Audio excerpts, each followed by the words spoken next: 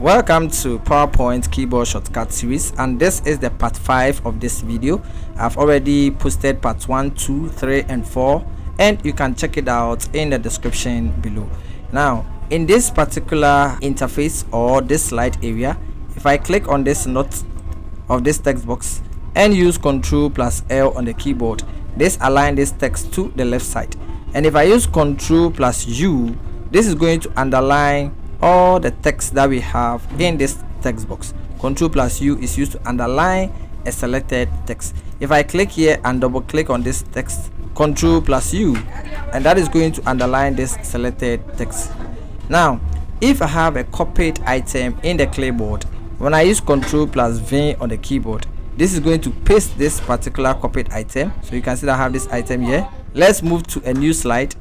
Ctrl+V. As you can see, if I use a new presentation, that is holding Ctrl+N on the keyboard and right click, choose layout and choose blank, and if I use Ctrl+V on the keyboard, this pastes this item. Ctrl+V.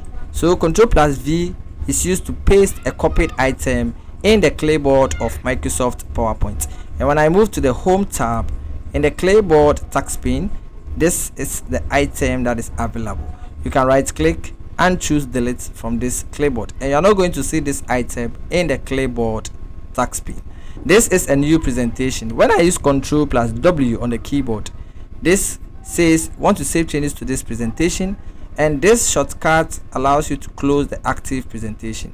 If I want to choose save, this will allow me to save this in a location of my computer, and if I choose don't save, this is going to close this particular presentation. Now if I select this item and use Ctrl+X, this cuts this item into the clipboard task pane, and therefore I can use Ctrl+V to paste.